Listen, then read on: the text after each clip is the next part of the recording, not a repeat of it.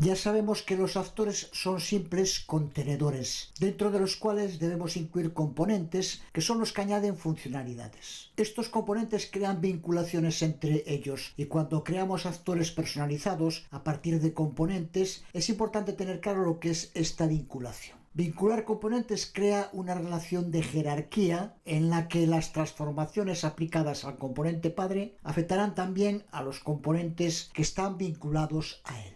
Vamos a crear un proyecto nuevo para mantener el código más limpio y vamos a llamarle jerarquía, por ejemplo. Ahora vamos a crear una nueva clase C++ derivada de actor a la que vamos a llamar jerarquía actor, por ejemplo. La creamos. Aquí estamos en Visual Studio en el archivo jerarquiaactor.h, en el que vamos a añadir algunas propiedades debajo de la llamada al constructor a jerarquía actor. Se trata de 4 uProperties. A todas les añadimos la etiqueta Visible Anywhere para que podamos ver estas propiedades dentro de la pestaña Detalles en el editor de Unreal. Se trata de 4 punteros, 2 son componentes de escena y 2 componentes static mesh. Ahora vamos al archivo jerarquiaactor.cpp, nos situamos dentro del constructor de la clase y vamos a crear los 4 subobjetos del actor. Son los 4 componentes que acabamos de declarar en el archivo .h, cada uno de los cuales se lo asignamos a esos 4 punteros que creamos.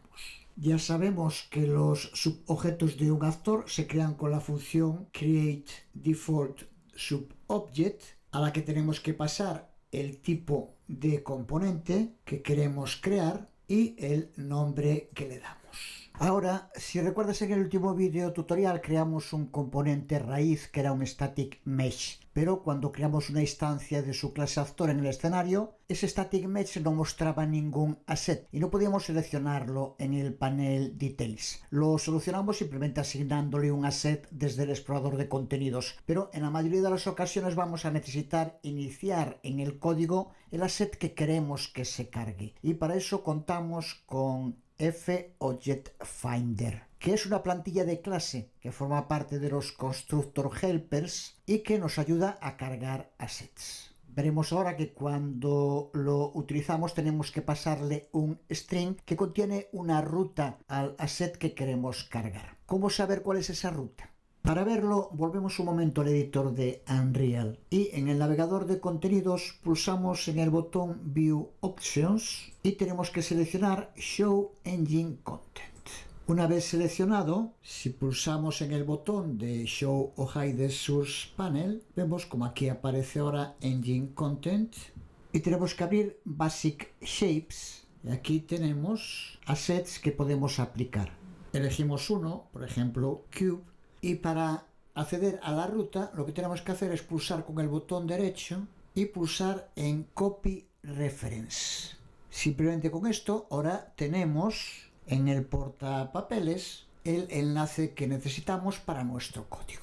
Este enlace tendremos que pasarlo como un string, así que debemos rodearlo por comillas y siempre se adapta a este formato. En primer lugar, el tipo de objeto que queremos crear, que en este caso es un static mesh, seguido de la ruta al asset y el nombre del asset. Con esto claro, ya podemos obtener la referencia al asset que vamos a aplicar a nuestro static mesh. Con este código, en el que usamos la clase plantilla FObjectFinder, que ya dijimos que forma parte del ámbito de los constructor helpers. Y ahora que tenemos que pasar entre los paréntesis angulares el tipo de componente que queremos usar.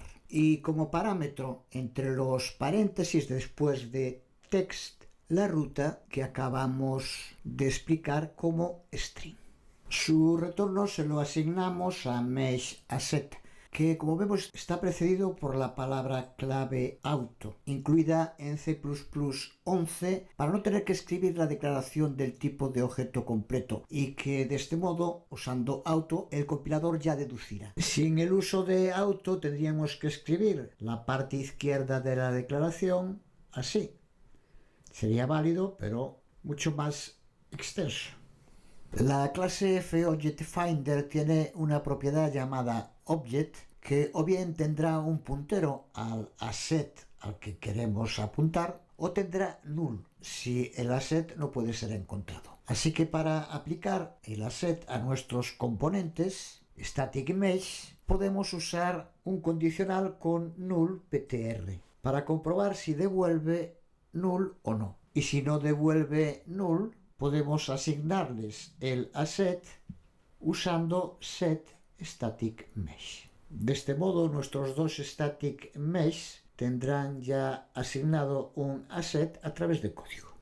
Ahora es cuando vamos a construir la jerarquía dentro de nuestro actor vinculando a sus componentes. Y empezamos configurando la primera sin component, a la que llamamos root, como el componente raíz del actor, usando para ello root component. De este modo ya sabemos que este componente pasa a determinar las transformaciones que son aplicadas a todos los otros componentes de la jerarquía.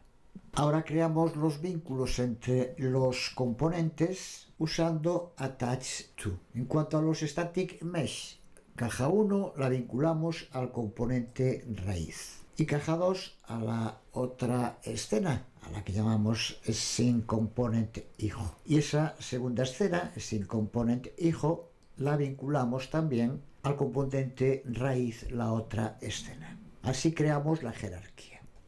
Por último, veamos cómo llevar a cabo transformaciones relativas para estos componentes. Vamos a hacer que la escena raíz y la caja 1 se generen con la configuración predeterminada. Y donde vamos a llevar a cabo las transformaciones es en el componente escena al que llamamos sin component hijo, al que le aplicamos la función que forma parte del ámbito uSyncomponent y llamada setRelativeTransform, que, como nos indica en la documentación, establece la transformación del componente en relación con su padre, que, como hemos indicado aquí, es la escena raíz. A esta función como parámetro le pasamos los cambios que queremos llevar a cabo con el uso de la función fTransform, con la que ya hemos trabajado. Con fRotator le indicamos que mantenga la misma rotación que su padre, pasándole valores 0, 0, 0.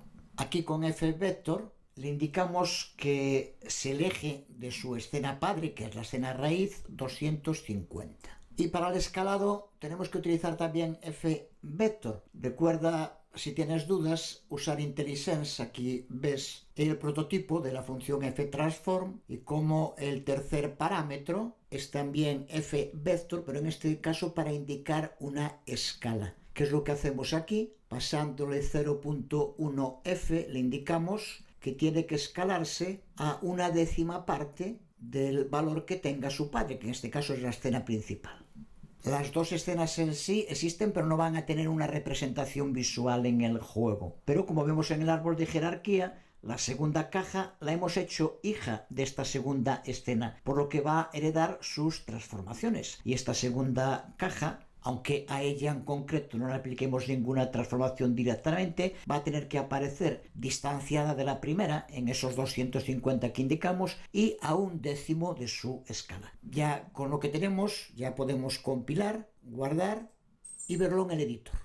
Aquí vemos nuestra clase, jerarquía actor. Vamos a arrastrar una instancia al escenario y ahí vemos cómo aparece, también aparece indicándonos esta jerarquía en el panel Details y como ahí al fondo vemos caja 2 distanciada de caja 1 y con un tamaño inferior.